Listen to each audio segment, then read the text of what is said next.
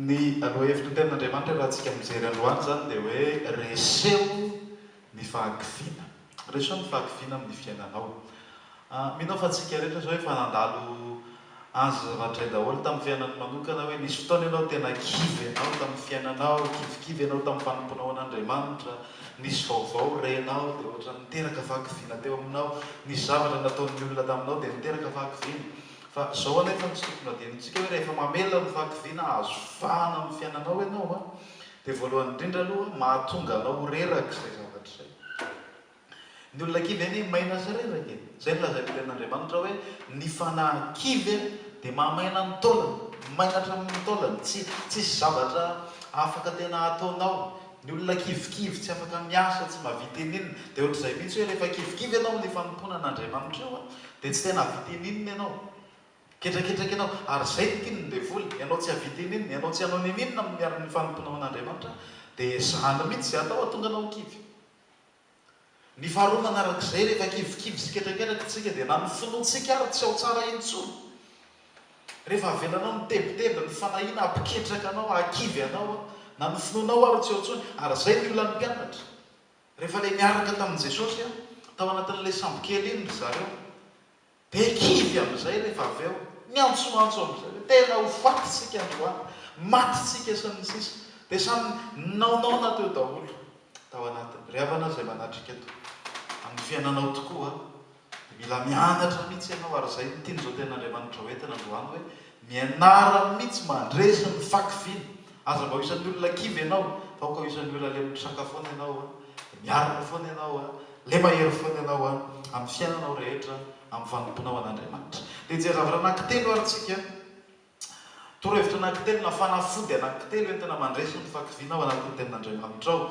Io ohatra ny aretina rehetra ihany e. Hitanao rehefa ohatra zao ny olona anankiray rehefa voan'ny tazo dia misy fanafody maromaro ameny dokotera azy. Ameny dokotera fanafody izy aloha mampiana ny hafanana, ameny dokotera fanafody izy mandresy ny mikroba ao anatiny, ameny dokotera vitamine koa izy mampatanjatanjaka azy, mba hahatonga azy ho salama. Dia ohatrohatr'izay ilay izy misy zavatra anankitelo izay omenantsika fanafody anankitelo rehefa raisinao reo dia hiala aminao ny fahakiviana rehetra, ary amin'ny fotoana rehetra dia olona hery foana ianao. Amen. Dia ny zavatra voalohany zany, torohevitra voalohany omen'Andriamanitra antsika dia ao amin'ny amaky ao amin'ny Deutéronomie toko faharoapolo tsika dia ny andininy fahatelo. Deutéronomie toko faharoapolo dia ny andininy fahatelo. Fa mihaino ry Israely eo, fa efa hanafika ny fahavalonareo ianareo anio, ko aza aketraka ny fonareo, ary aza matahotra na mikoropaka foana na mangorohoro no mitahotra azy, fa Jehovah Andriamanitrareo no miara-mandeha aminareo, hiady ho anareo amin'ny fahavalonareo mba hamonjy anareo. Eto zao ny tenin'Andriamanitra nomena ny zanak'Israely hoe aza ketraka ny fonareo, aza kivikivy nareo.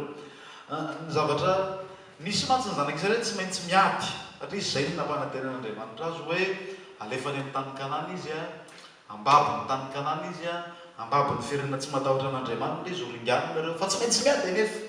Dia fantan'Andriamanitra mialoha hoe maro amin'ireo olona ireo rehefa tojo ny fahavalony, mety ho kivy, mety ho ketraka ny fony.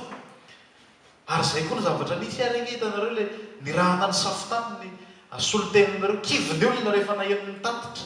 Dia izay zavatra izay tsy tian'Andriamanitra hiverina intsony. Dia nampahery mialoha mihitsy Andriamanitra hoe ninona hitanareo ao. Rehefa hitanareo ny fahavalo, rehefa hitanareo hoe misy zavatsara, aoka tsy ho kivy ianareo, aoka tsy ho ketraka ny fonareo, satria zao momba ny tenin'Andriamanitra hoe momba anareo Jehovah Andriamanitrareo no momba anareo, aza matahotra, aza mikorompaka, izy no hiady anareo, hamonjy anareo amin'ny fahavalonareo. Ry havana izay manatrika eto, izay zavatra izay no torohevitra voalohany, fanafody anankiray lehibe mila raisinao zay, hoe amin'ny fiainanao na inona na inona zavatra andalovanao dia aoka ho tsapanao fa mombanao Andriamanitra, miaraka aminao Andriamanitra. Dia zay tokony hampahery ny fontsika, zay tokony hatonga antsika tsy hikorapaka, tsy ho kivikivy, tsy ho ketraketraka. Be dia be ny kristiana, tena tsy hitako intsony izay atao amin'ny tena izatsy tena, fa ohatrany hoe adino hoe mombanao ange Andriamanitra. miaraka aminao ange Andriamanitra, eo anilanao ange Andriamanitra, dia mampaherezina ny vahoaka an'Andriamanitra hoe azakivonareo miaraka aminareo Andriamanitra. Ilay mitondra nareo ny voaka avy tamin'ny tany Egipta no miaraka aminareo, ary itsika zanak'Andriamanitra koa ry havana dia afaka manantena an'izany, tsy ny zanak'Israely ihany fa tsika ihany koa. Ary namafisin'i Jesosy izay rehefa niteny izy manao hoe indro momba anareo mandrakariva ambara-pahatonga ny fataperatra. Miaraka aminao Andriamanitra dia tsy tokony ho kivikivy ianao amin'ny fiainana. Misy olona nandalovanao, misy zava-tsara tsy azonao sakanana izany, fa aoka tsy ho kivy anefa ianao satria miaraka aminao Andriamanitra. Nianatra mikasika ny David tsika nisy fotoana teto, fotoana fofolasa ihany izay, dia niarana hitsika hoe rehefa teo anatrehan'ny Filistina ny Israely nahita ny Goliata dia kivy daholo, nitomany ny sasany. Inona no ataontsika? Zay vao tena ho lasa kibabotsika, zay vao tena ho resin'ny fahavalo, dia kivy nandositry ny vadi-po. Zay mihitsy ny voasoratra ary Saoly niaraka tamin'ny maramila ny Israely dia ny vadi-po. Fa Davida kosa tsy mba takizany. Izy ary nampahery ny olona mihitsy, aoka tsy ho ketraka amin'ilay io ny fonareo, aoka hatanjaka ny fonareo, aoka tsy ho kivynareo, hatraka amin'ny loha, apekaro ny tanana amin'ny ravoravo, satria Davida nahatsapa hoe miaraka amin'ny Andriamanitra, ilay Andriamanitra velona. Ravana izay manatrika eto, izay ny fanafodin'ny ankively. Isaky ny tady azo anao zany fakapana zany, dia tenenao amin'ny tenana hoe miaraka amiko Andriamanitra. Ary aoka hivavaka takizany mihitsy ianao hoe Andriamanitra fantatro amin'ity zavatra ity fa miaraka amiko ianao, noho izany tsy ho kivy aho fa matoky ianao, momba ianao eo an'iny. Tsy haiko nareo raha matsiary taloha rehefa mbola kely tsika dia ohatran'ny sarisary tahotra izay, vao mandeha amin'ny maizina kely dia efa matahotra, vao misy zavatra kely dia ndraindray na mipetraka rery ao an-trano. Tsy haiko nareo fa za tena ohatr'izany mihitsy, na mipetraka rery ao an-trano dia misy fotoana tena matahotra. Fa ny ananako toky indrindra hoe rehefa manomboka misy olona eo mamanaina eo dada tsy matahotra intsony, misy olona miaraka. Dia mihoatra lavitra noho izany ange amin'ny rivotra rehetra izay mitrango amin'ny fiainana, amin'ny zava-misy rehetra, dia miaraka aminao ny rainao, miaraka aminao Andriamanitra, tsy tokony ho kivy ianao. Reseo zany manantenana Andriamanitra. Hoe ny Paoly Salamo hoe nahoana no mitanotrika ianao rehefa nahaka mitoloko ao anatiko ao, nahoana ianao no mitomany, nahoana ianao no kivy. Manantenana Andriamanitra ianao fa mbola hitera azy ihany. Afaka manantenana Andriamanitra ianao satria miaraka aminao izy. Ary ny antsika kristianina zary havana tsy hoe miaraka amintsika fotsiny Andriamanitra. Taka tamin'ny andro zanak'Israely hoe rehefa andro ny andro dia misy andro rahona miaraka aminy manambara ny fanatrehan'Andriamanitra. Rehefa alina kosa ny andro dia misy andro hafa miaraka amin'ny zanak'Israely. Ny antsika tsy izay fotsiny fa voasoratra hoe Kristy mihitsy no ao anatitsika ao, ny alalan'ny fanahy masina.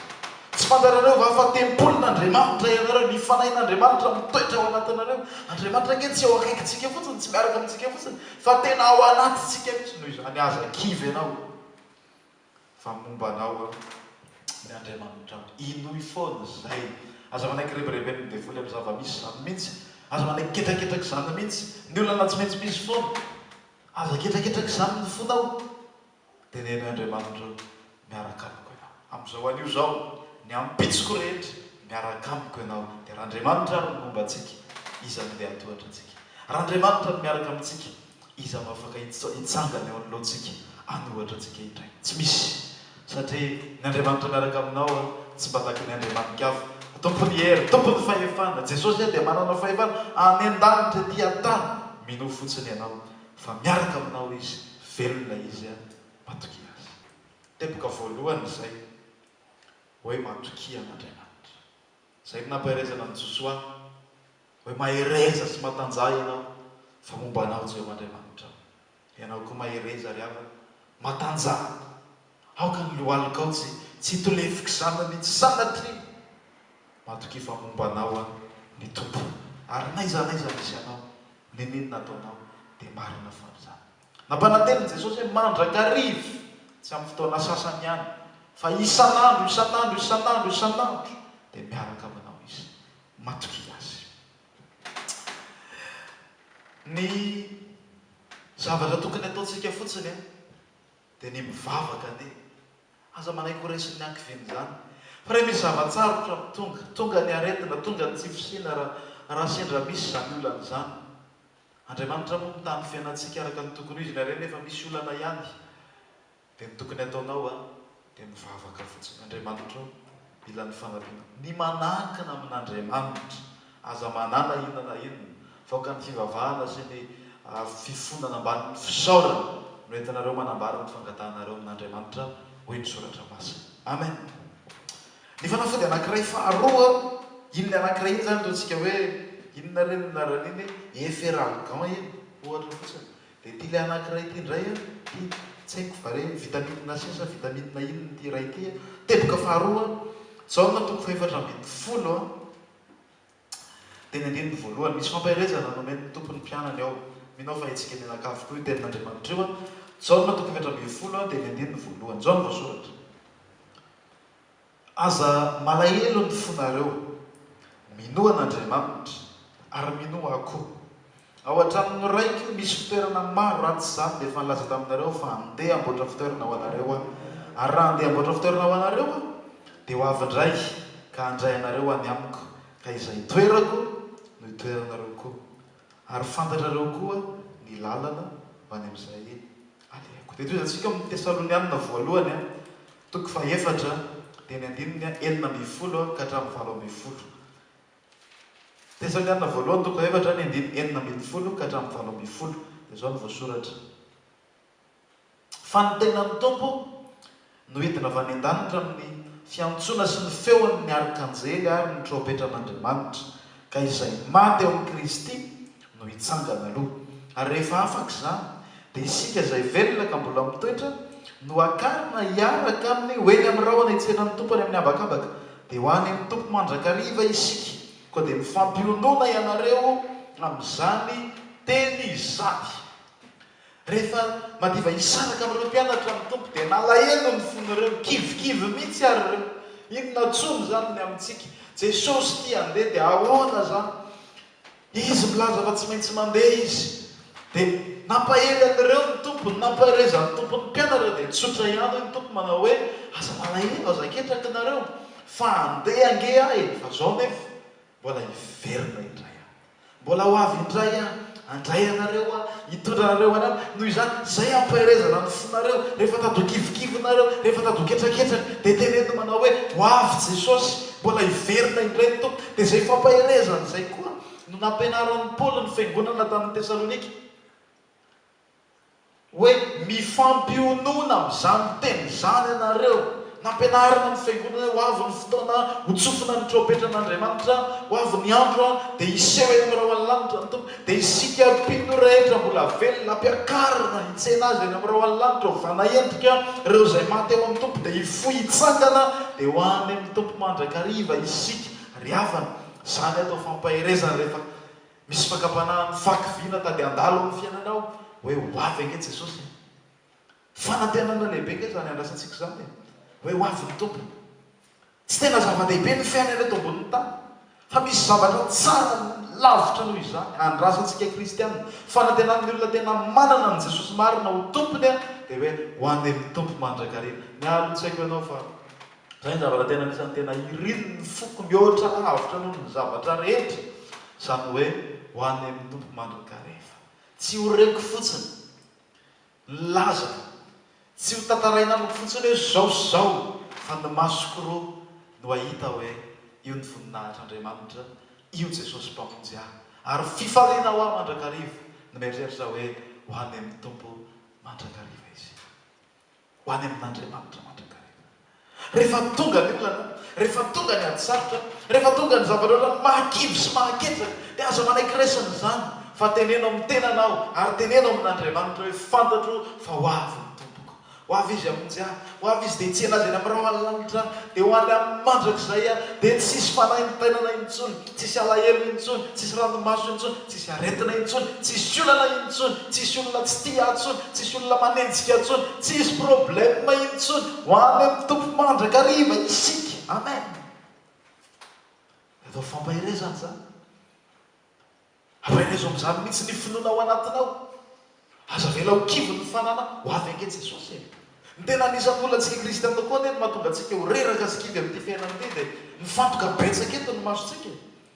Ary zay no mahatonga ny baiboly miteny hoe sainy ny zavatra ny ambony fa tsy ny ety an-tany ihany. Neto ange mahakivy raha jerena.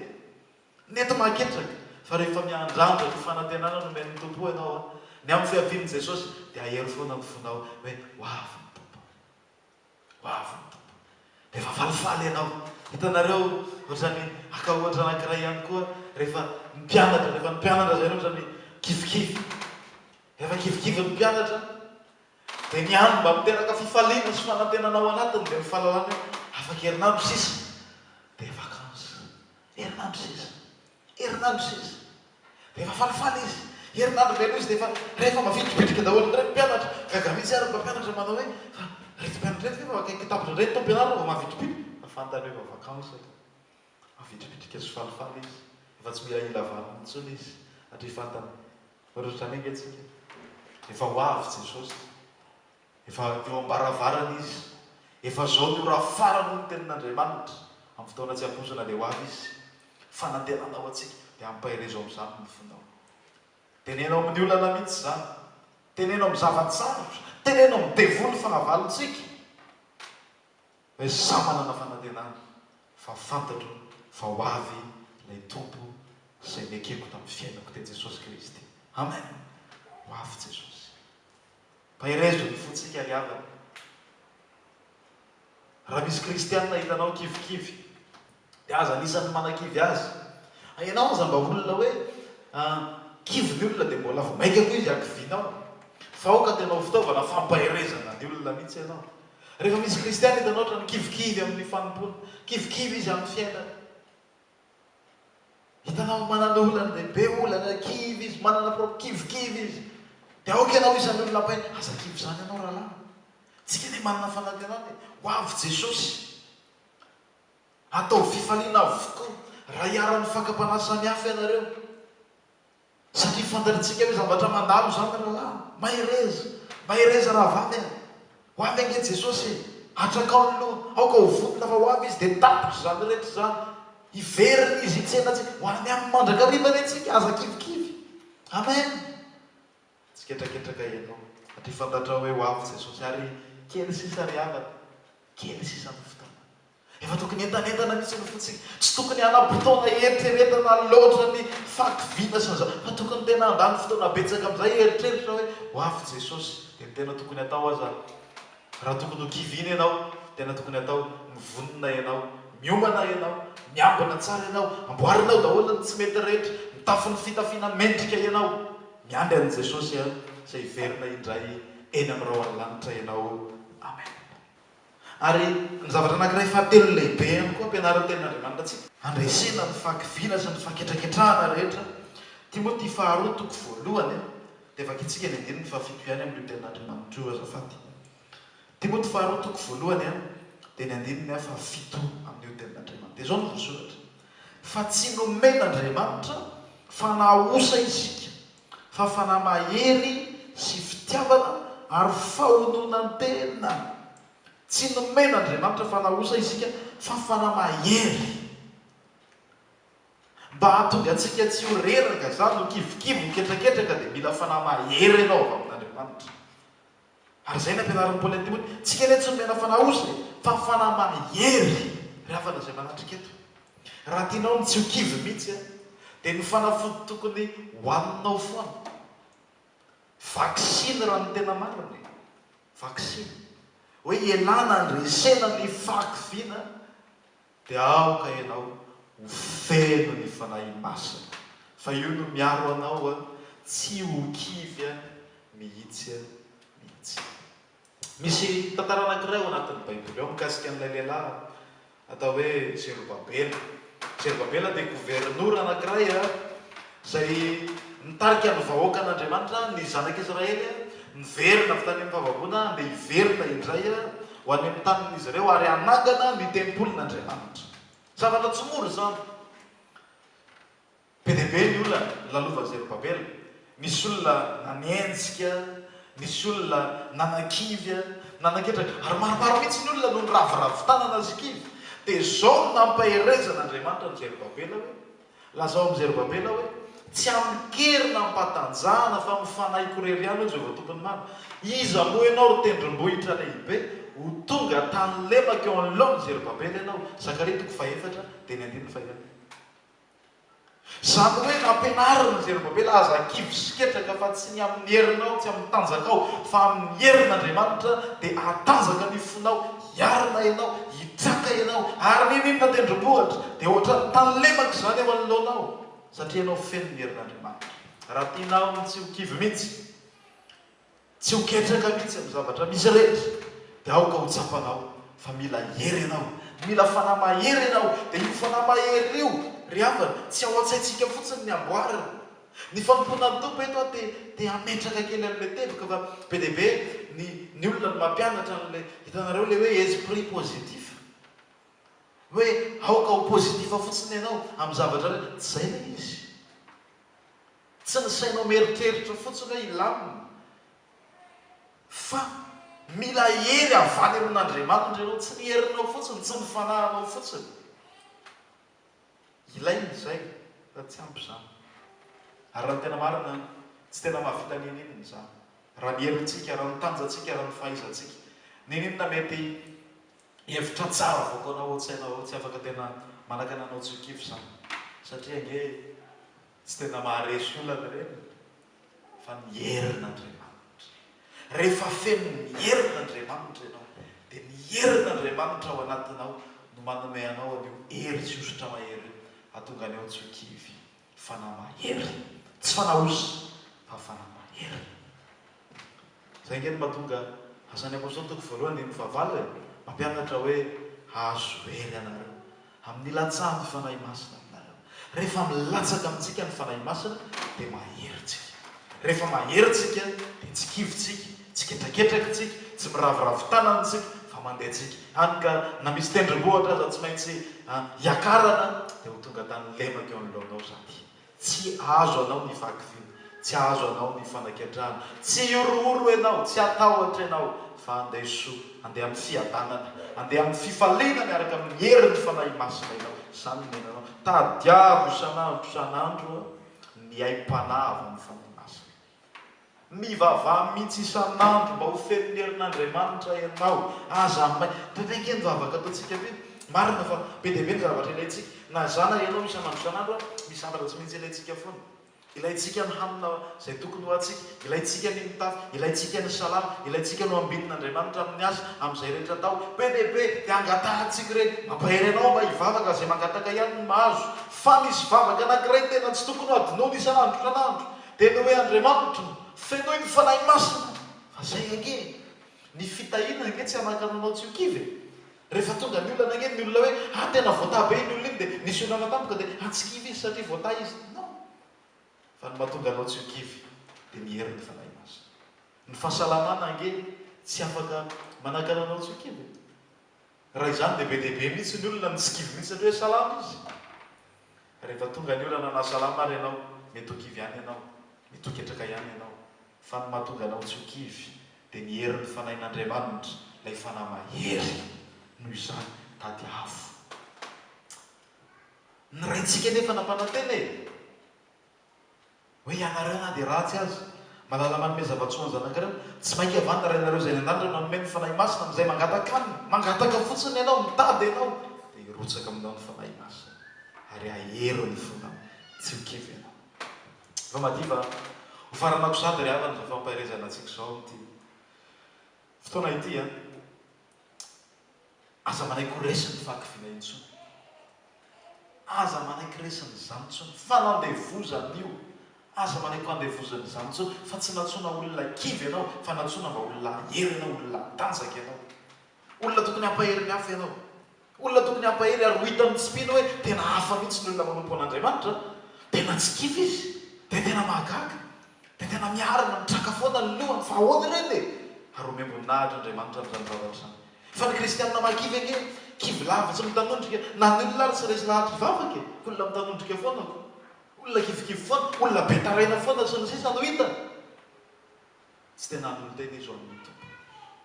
ny andresenao ny akivina dia ianao mieritreritra mino mivavaka manonona n'izany amin'ny tenanao mihitsy mba hahatonga an'izay famarinan'izay iraikitra ao aminao hoe momba Jesosy indro ao momba anareo mandrakariva mba ara-pahatonga ny fataperan'izao tontolo izao teneno matetika izany ary averenao amin'Andriamanitra anatin'ny vavaka hoe Andriamanitra fantatro fa momba eny dia ankinao amin'Andriamanitra fotsiny ny zavatra rehetra. Ny faharoa manarak'izay aoka hiteraka izy fifaliana ho teraka foana ao anatin'ny fonao amin'ny fahafantarana hoe ho any amin'ny tompo mandrakariva isika. Mba azonao an-tsaina ve zany ahita an' Jesosy, amihana an' Jesosy angamba eona amin' Jesosy dia tsy ho kivy any ininona zavatra andalovako satria manana ny fanantenany eo any ho any amin'ny tompo mandrakariva. Ary ny fahatelo aoka hanana fanahy mahery ianao. Ny ahafahanao manana fanahy mahery, za tsy manana fanahy mahery omenanao. Ny manodidina anao tsy afaka manampy anao amin'izany. Tsisy zavatra azoko afindrany aminao mihitsy, za tsy Andriamanitra akory, fa ny fanahy masina no mampahery anao. Rehefa feno ny fanahy masina isan'andro ianao, dia misy fanahy mahery ao anatinao. Tsy fanahy osa, fa fanahy mahery. Aoka ary isan'andro. Tsy ho adininao zay, tadiavo ny fahafenon'ny fanahy masina. Tompony andriavana hitantsika tsara avy manokana, arengane ireo teboka anankitelo ireo, fanafody anankitelo. Anampy anao andresy ny fakivina manomboka izao ny fanomponao an'Andriamanitra. Dia tsy ho kivy ianao. Engane hitantsika koa ny tompo mba hery antsika tokoa, ametraka ireo anatin'ny fontsika ao, hatonga anao hoe tsy ho kivy mihitsy ianao. Mety misy torohevitra hafa fa raha fahitako azy ireo teboka telo ireo fotsiny no ampiarinao tsara amin'ny fiainanao dia hitanao fa falifaly ianao hitraka foana ny lohanao na inona